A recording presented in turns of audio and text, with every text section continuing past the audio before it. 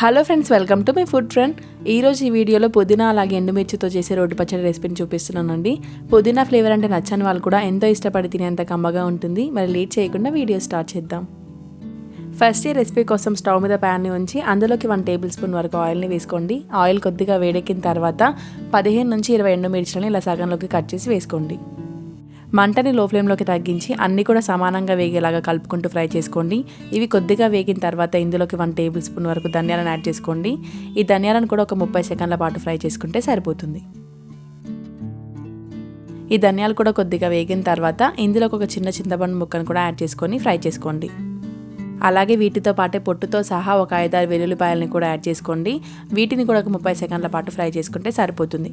చివరగా 1.5 టేబుల్ స్పూన్ల వరకు తెల్ల నువ్వులను కూడా యాడ్ చేసుకుని వీటిని కూడా దూరగా ఫ్రై చేసుకోండి.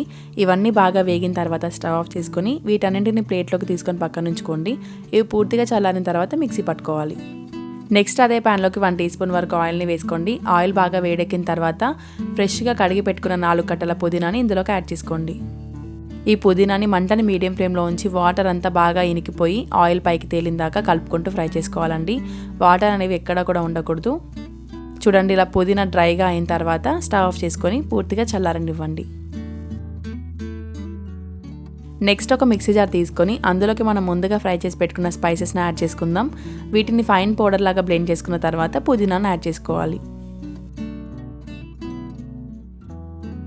చూడండి, ఈ విధంగా ఫైన్ పౌడర్ లాగా బ్లెండ్ చేసుకున్న తర్వాత ఇందులోకి ఫ్రై చేసి పెట్టుకున్న పుదీనాను యాడ్ చేసుకుందాం.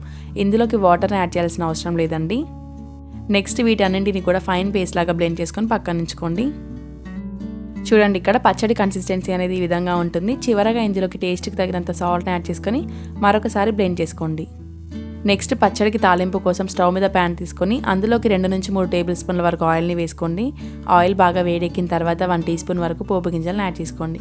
ఇవి కొద్దిగా వేగిన తర్వాత ఇందులోకి కట్ చేసి పెట్టుకున్న 4-5 ఎండుమిర్చి ముక్కలను యాడ్ చేసుకోండి.